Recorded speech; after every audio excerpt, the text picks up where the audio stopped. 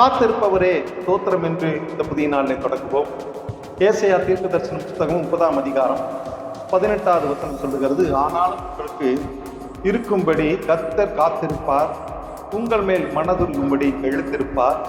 கர்த்தர் நீதி செய்கிற தேவன், அவருக்கு காத்திருக்கிற அனைவரும் வாக்கியவான்கள் என்று சொல்லி அங்கே வாசிப்போம். ஏசாயா தீர்க்கதரிசி யூதாவின் புத்திரருக்கு வரப்போகும் அழிவை பற்றி இதுவரையிலும் தீர்க்க தரிசனமாய் சொல்லுகிறார்.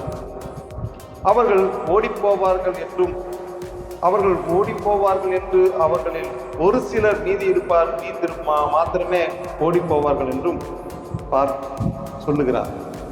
மீந்திருப்பார்கள் என்று சொல்லுகிறார். மீந்திருக்கிறவர்கள் மலை உச்சியிலே மேல் ஒரு கம்பத்தை போல இருப்பார்கள் என்றும் சொல்லுகிறார்.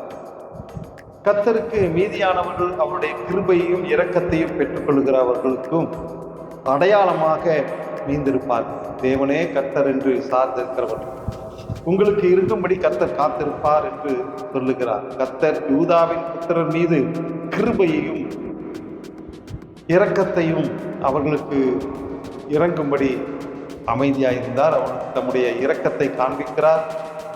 தம்மை விட்டு ஓடி போனவர்கள் திரும்பி வருவார்கள், தம்முடைய முகத்தை தேடுவார்கள் என்று பார்த்து கொடுக்கிறார். ஆகவே காத்திருக்க தேவனிடத்திலே நாமும் காத்திருப்போம். கர்த்தர் நம்மை ஆசீர்வதிப்பாராக. ஆமென்.